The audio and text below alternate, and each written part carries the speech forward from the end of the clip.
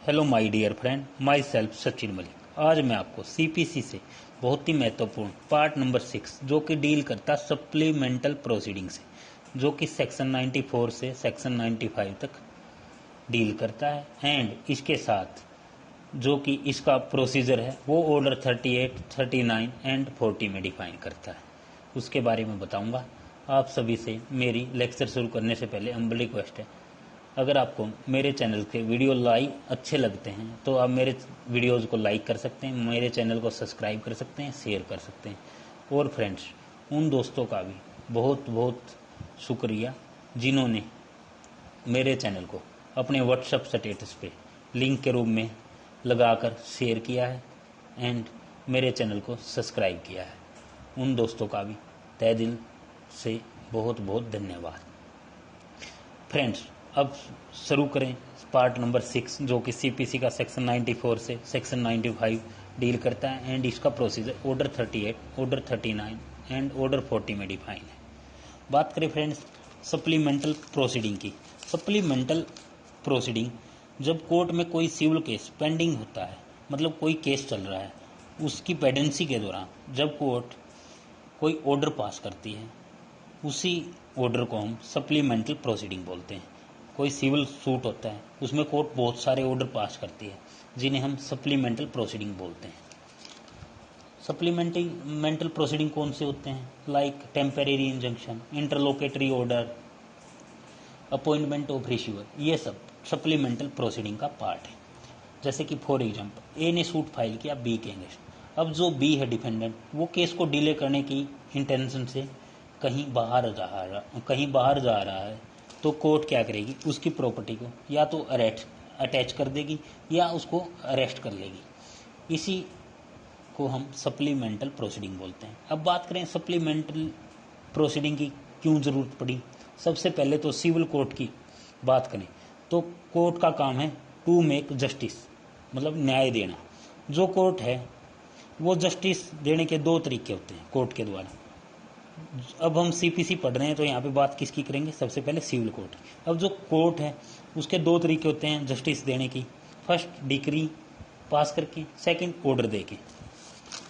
अब ये जो दो तरीके हैं, कोर्ट कोई पर्सन है जो अब इन दोनों तरीकों को कोर्ट के डिफीट करना चाहता है या इनसे बचना चाहता है, तो कोर्ट ऐसा नहीं करना चाहेगी। जो डिफेंडेंट है वो डिक्री से या ऑर्डर से बचना चाहता है तो कोर्ट ऐसा नहीं करेगी और कोर्ट सप्लीमेंटल प्रोसीडिंग का यूज करेगी। जो सप्लीमेंटल प्रोसीडिंग है का पर्पज होता है वो होता है जस्टिस को डिफीट होने से बचाना। जैसे कि जर्नली रूल है, यही है कि कोर्ट के द्वारा जो डिक्री पास की जाती है उस डिक्री को एग्जीक्यूशन के पर्पज से उस पर्सन को अरेस्ट किया जाता है। कि जो कोर्ट एक डिक्री पास करती है उसको एग्जीक्यूट करवाने के लिए किसी पर्सन को अरेस्ट भी कर सकती है। लेकिन बहुत से सर्कमस्टांसेस ऐसे होते हैं कि उस पर्सन को डिक्री से पहले ही अरेस्ट किया जा सकता है, उसकी प्रॉपर्टी को अटैच किया जा सकता है, या उसकी प्रॉपर्टी को के लिए रिसीवर को अपॉइंटमेंट किया जा सकता है, या उसके खिलाफ टेम्परेरी इंजंक्शन ग्रांट की जा सकती है। इसीलिए हमें सप्लीमेंटल प्रोसीडिंग की जरूरत पड़ी और कोर्ट इसीलिए सप्लीमेंटल प्रोसीडिंग का यूज करती है। अब बात करें फ्रेंड्स सप्लीमेंटल प्रोसीडिंग सीपीसी में पार्ट 6 में डिफाइन है, जो कि सेक्शन 94 से सेक्शन 95 तक डिफाइन है और इसके साथ इसका प्रोसीजर ऑर्डर 38, 39 एंड ऑर्डर 40 में दिया गया। अब बात करें फ्रेंड्स सेक्शन 94 की, supplemental proceeding. In order to prevent the ends of justice from being defeated the court may and if it is so prescribed। अब जैसा कि मैंने बताया था कि जो कोर्ट है, कोर्ट का काम क्या है? टू मेक जस्टिस, मतलब न्याय देना। अब जो कोर्ट है सप्लीमेंटल प्रोसीडिंग को क्या कर सकती है? यूज कर सकती है। जब उसको ये लगता है कि जो डिफेंडेंट है वो क्या कर रहा है? मिसयूज कर रहा है, मतलब किसी ऑर्डर से बच रहा है या किसी ऑर्डर से बचना चाहता है या भागना चाहता है, तो ऐसी सर्कमस्टांसेस में कोर्ट सप्लीमेंटल प्रोसीडिंग यूज कर सकती है। अब बात करें फर्स्ट ए की, issue a warrant to arrest the defendant and bring him from the appearance, and if he fails to comply with any other for security commit him to the civil prison। अब बात करता है कि arrest before judgement की बात करता है, मतलब ऑर्डर 38 रूल 1 किसकी बात करता है? अरेस्ट बिफोर जजमेंट की। जो ऑर्डर 30 है वो बात करता है अरेस्ट बिफोर जजमेंट की, कि मतलब ये है कि जजमेंट से पहले भी कोर्ट क्या कर सकती है, जो कि सब क्लोज ए बोलता है 94 का, वो या तो वारंट ऑफ अरेस्ट निकाल सकती है किसी बंदे को, या उसकी प्रॉपर्टी को अटैच कर सकती है, या उस प्रॉपर्टी के रिगार्डिंग सिक्योरिटी फर्निश करने को बोल सकती है, या उस बंदे को सिविल प्रिजन भेज सकती है, जो कि ऑर्डर 38 रूल 1 भी यही कहता है। जो 94 का सब क्लोज ये है वो हमेशा ऑर्डर 38 के साथ पढ़ा जाएगा। अब ऑर्डर 38 रूल 1 क्या करता है, वो क्या कहता है? फर्स्ट, सिक्योरिटी के लिए बोलता है कि आप सिक्योरिटी दीजिए। दूसरा क्या है कि आप सिक्योरिटी फर्निश नहीं कीजिए, करोगे तो आपके लिए सिविल प्रिजन में भेज दिया जाएगा, या आपके खिलाफ वारंट ऑफ अरेस्ट निकाल दिया जाएगा। थर्ड क्या है कि डिफेंडेंट कहीं भाग ना जाए उसके लोकल जुरिडिक्शन से, इसके लिए भी क्या कर सकती है? वारंट ऑफ अरेस्ट निकाल सकती है, या इसके लिए भी उसको सिक्योरिटी फर्निश करने के लिए बोल दिया जा सकता है डिफेंडेंट को कि वो उसकी प्रॉपर्टी क्या रिमूव ना कर दे, मतलब सेल ना कर दे कोई पार्ट, तो उसके लिए भी कोर्ट क्या कर सकती है? 94 सब क्लोज ए में ऑर्डर दे सकती है, जो कि सप्लीमेंटल प्रोसीडिंग की बात करता है। अब बात करें बी की। बी बात करता है, और इसमें जो 94 सब क्लोज ए में अरेस्ट बिफोर जजमेंट की जो बात थी, उसमें एक केस है सरदार गोविंद राम वर्सेस देई राम सहाय। इसमें केस में सुप्रीम कोर्ट ने कहा था कि जो डिफेंडेंट है वो प्रॉपर्टी को रिमूव करने वाला था, तो कोर्ट को प्राइमा फेसिया केस को स्ट्रॉन्ग बनाने के लिए उसकी प्रॉपर्टी को अटैच कर दिया गया।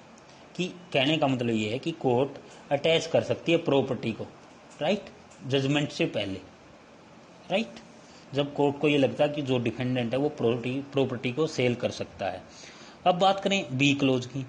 Direct the defendant to furnish security to produce any property belonging to him and to place the same at the disposal of the court और order to him attachment of any property. अब 94 सब close 2 बात करता है कि property को attachment कर सकती है कोर्ट जजमेंट से पहले। जब कोर्ट को लगता है कि ये पर्सन भाग सकता है या प्रॉपर्टी को सेल कर सकता है, तो अटैचमेंट कर सकती है। और अटैचमेंट किस तरीके से कर सकती है? कोर्ट कंडीशनल अटैचमेंट भी कर सकती है, जो कि अटैचमेंट ऑफ प्रॉपर्टी करेगी कोर्ट कहाँ पे करेगी? ऑर्डर 38 रूल 5 से रूल 13 तक, राइट। जो 94 सब क्लोज बी है वो हमेशा ऑर्डर 38 रूल 5 से रूल 13 के साथ पढ़ा जाएगा। अब बात करें फ्रेंड्स 94 सी की। Grant A temporary injunction and in case of disobedience commit the person guilty thereof to the civil prison and order that his property to be attached and sold। अब बात करें फ्रेंड्स 94 सब क्लोज 3 की। ये हमेशा order 39 के साथ पढ़ा जाएगा, क्योंकि 39 टेम्परेरी इंजंक्शन की बात करता है।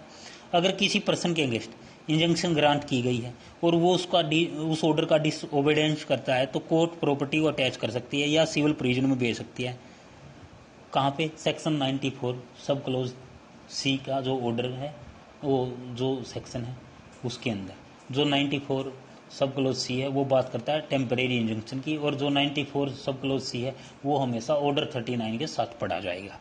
अब बात करें फ्रेंड्स इंजंक्शन की। इंजंक्शन क्या है? इंजंक्शन जुडिशियल ऑर्डर है जो कोर्ट के द्वारा पास किया जाता है। अब बात करें फ्रेंड्स टाइप्स ऑफ इंजंक्शन की। इंजंक्शन 2 तरीके की हो सकती हैं, परमानेंट, परपेचुअल और टेम्परेरी इंजंक्शन। परपेचुअल इंजंक्शन है वो स्पेसिफिक रिलीफ एक्ट में भी क्या है? डिफाइन है। और जो टेम्परेरी इंजंक्शन है वो ऑर्डर 39 सीपीसी में डिफाइन है। अब बात करें इंजंक्शन की। इंजंक्शन टेम्परेरी इंजंक्शन हो सकता है, परमानेंट इंजंक्शन हो सकता है, इंटरिम इंजंक्शन हो सकता है, मैंडेटरी इंजंक्शन हो सकता है। और जो टेम्परेरी इंजंक्शन है, टेम्परेरी इंजंक्शन जैसा कि मैंने पहले भी इस पे वीडियो बनाया था ऑर्डर 39 पे, कंप्लीट वीडियो आप मेरे लास्ट वीडियो को दे सकते हैं। इंजंक्शन एक जुडिशियल प्रोसीजर है, मतलब किसी काम को रोकने के लिए दिया जा सकता है। जनरली बात करें, अगर कोई प्लेंटिफ है जिसकी प्रॉपर्टी है और उस प्रॉपर्टी को क्या है डिफेंडेंट या तो डैमेज कर रहा है या सेल कर रहा है, तो प्लेंटिफ उसके अगेंस्ट क्या कर सकता है, टेम्परेरी इंजंक्शन का सूट फाइल कर सकता है। और जो 94 सब क्लोज सी, सेक्शन 94 सब क्लोज सी किसकी बात करता है, ये इसी की बात करता है। जो 94 सब क्लोज सी है ये हमेशा टेम्परेरी इंजंक्शन के साथ पढ़ा जाएगा। अब बात करें फ्रेंड्स सेक्शन 94 डी की, appointment a receiver of any property and enforce the performance his duty by attaching and selling his property.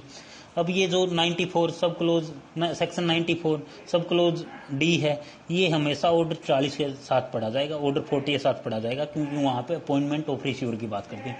Appointment of receiver की जो बात कर रहे हैं हम, ये CRPC में भी है फ्रेंड्स। जो अपॉइंटमेंट ऑफ रिसीवर है ये CPC में भी है। अपॉइंटमेंट ऑफ रिसीवर का क्या मतलब है कि कोर्ट किसी भी पर्सन को प्रॉपर्टी का रिसीवर अपॉइंटमेंट कर सकती है कि जब तक सूट चल रहा है उस प्रॉपर्टी को वो पर्सन मेंटेन करेगा, जो भी उसकी इनकम आएगी वो कोर्ट उस बंदे को देगा। और जो अपॉइंटमेंट ऑफ रिसीवर की बात है, अपॉइंटमेंट ऑफ रिसीवर एक तरह का जो राइट एंड लाइबिलिटीज होती हैं वो ओनर की तरह यूज करेगा, राइट। जो सेक्शन 94 डी है अपॉइंटमेंट ऑफ रिसीवर के लिए भी क्या कर सकती है, ऑर्डर दे सकती है। अब बात करें 94 ई की। अब ये 94 ई बात करता है make such other interlocutory order as may appear to the court may just and convenient. अब इंटरलोकेटरी ऑर्डर पे भी हमने पीछे लास्ट वीडियो बनाया था, आप मेरे CPC की प्लेलिस्ट में जाके देख सकते हैं। अब जो इंटरलोकेटरी ऑर्डर है वो हमेशा सेक्शन 94 सब क्लोज ई के साथ पढ़ा जाता है। इंटरलोकेटरी ऑर्डर वो होते हैं जिसमें केस को क्या है कि पेडेंसी के दौरान किसी व्यक्ति या संपत्ति को कोई डैमेज होने वाला है तो कोर्ट उसको रोक सकती है, राइट। इंटरलोकेटरी ऑर्डर कोर्ट के पास पावर है कि वो मूवेबल प्रॉपर्टी को सेल कर सकती है, या जो सिविल सूट है उसके सब्जेक्ट मैटर में कोर्ट इंटरिम ऑर्डर पास कर सकती है। और इंटरलोकेटरी ऑर्डर किससे रिलेटेड हो सकता है कि जैसे कि कोई प्रॉपर्टी है उसको अटैच कर दी और अटैच करने के बाद कोर्ट को लगता है जो प्रॉपर्टी है वो जल्दी खराब हो जाएगी, जो लाइक फ्रूट हैं, सब्जी हैं, इनके लिए भी क्या कर सकती है कोर्ट इंटरलोकेटरी ऑर्डर पास करती है। और ये जो 94 सब क्लोज ही है ये हमेशा ऑर्डर 39 रूल 6 से रूल 10 के साथ पढ़ा जाएगा।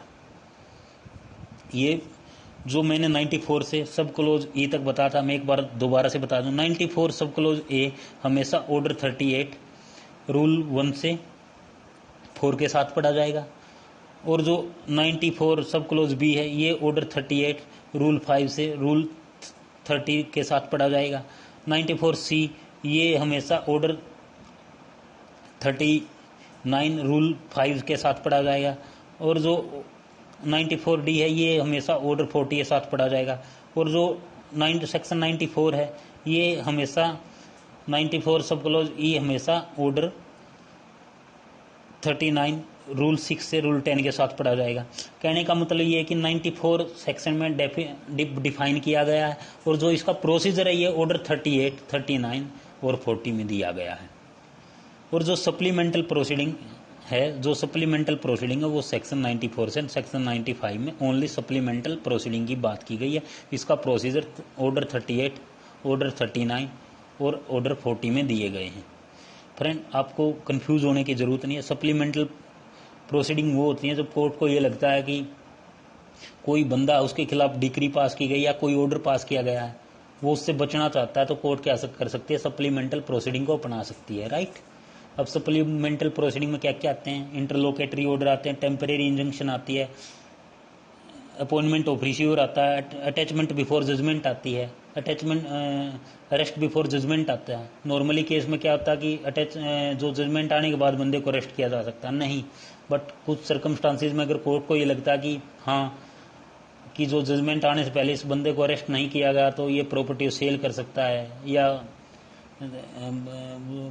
सूट को डीले करने के लिए भाग सकता है, ये सब चीज़ें 94 सप्लीमेंटल प्रोसीडिंग की बात करता है एंड सेक्शन 95। अब बात करें सेक्शन 95।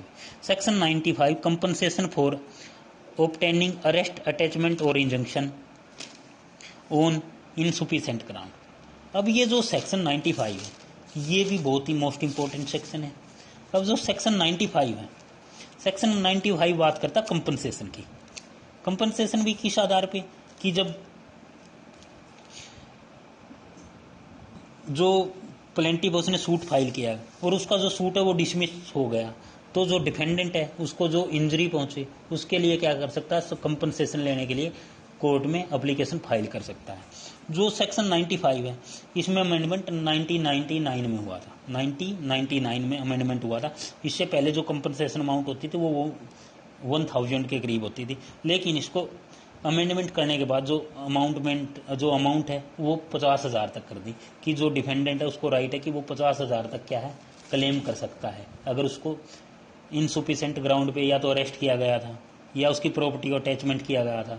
तो जो कोर्ट है वो प्लेंटिफ को बोल सकती है कि आप डिफेंडेंट को कंपनसेशन पे कीजिए, और जो कोर्ट की पेक्यूनियरी जुडिक्शन में आता है, राइट। कहने का मतलब ये है कि 95 भी बात करता है compensation for obtaining arrest attachment और इंजंक्शन इनसुफिशेंट ग्राउंड। सिंपली ही बात है कि फ्रेंड इसमें कि अगर डिफेंडेंट की प्रॉपर्टी को क्या अटैच किया गया कोर्ट के द्वारा गलत तरीके से या गलत इन्फॉर्मेशन के आधार पे, या उसको अरेस्ट किया गया गलत इन्फॉर्मेशन पे और गलत आधार पे, और जिस ग्राउंड पे उसकी प्रॉपर्टी या उसको अरेस्ट किया गया था बाद में उस ग्राउंड पे प्लेंटिफ का सूट क्या है कि डिसमिस हो जाता है, तो डिफेंडेंट के पास रेमेडी बचती है कि वो एप्लीकेशन फाइल कर सकता है प्लेंटिफ के अगेंस्ट कंपनसेशन लेने के लिए, क्योंकि उसको अनरीजनेबल लॉस पहुंचा है। और जो अमाउंट होगा वो कितना होगा, 50,000 तक की डिमांड कर सकता है वो, उससे ज़्यादा का वो क्लेम नहीं कर सकता, क्योंकि 1999 में अमेंडमेंट हुआ था सीपीसी में कि डिफेंडेंट को 50,000 तक कंपनसेशन मिल सकती है। और वो कंपनसेशन कब मिलेगी, जब डिफेंडेंट को क्या है कि इंजरी पहुंचेगी, उसको लॉस होएगा, राइट। क्योंकि अगर प्लेंटिफ रॉन्ग इन्फॉर्मेशन दे के उस बंदे को अरेस्ट करवा रहा है या जज में उसकी प्रॉपर्टी को अटैचमेंट करवा रहा है, तो उसकी इंजरी के लिए वो डिफेंडेंट है क्या एप्लीकेशन फाइल कर सकता है, बट कब, जब प्लेंटिफ का सूट डिसमिस हो चुका होता है। फ्रेंड्स 95 सेक्शन इतना ही बोलता है। एक बार फिर मैं आपको रिवीजन के लिए बता दूं, सप्लीमेंटल प्रोसीडिंग सेक्शन 94 से सेक्शन 95 तक डिफाइन है। और जो सेक्शन 95 है, एक बात बतानी भूल ही गया था, सेक्शन 95 हमेशा ऑर्डर 38 के साथ पढ़ा जाता है, राइट। अब ऑर्डर 38 क्या बात करता है, attachment before judgment and arrest before judgment, right. और ये जो सेक्शन 94 एंड सेक्शन 95 है, ये हमेशा ऑर्डर 38, ऑर्डर 39 एंड ऑर्डर 40 के साथ पढ़ना नेसेसरी है। उम्मीद करूंगा फ्रेंड आपको मेरा लेक्चर अच्छे से समझ में आया होगा। अगर मेरे लेक्चर से रिलेटेड कोई क्वेरी है तो आप मेरे चैनल को पे कमेंट करके बता सकते हैं। और मेरी आपसे हम्बल रिक्वेस्ट है कि आप मेरे चैनल को ज़्यादा से ज़्यादा शेयर कीजिए, अपने व्हाट्सएप स्टेटस पे मेरे चैनल के लिंक लगाइए ताकि मेरा चैनल प्रोग्रेस करे और आपको अच्छे से वीडियो प्रोवाइड करवा सकता हूँ मैं। Thank you so much.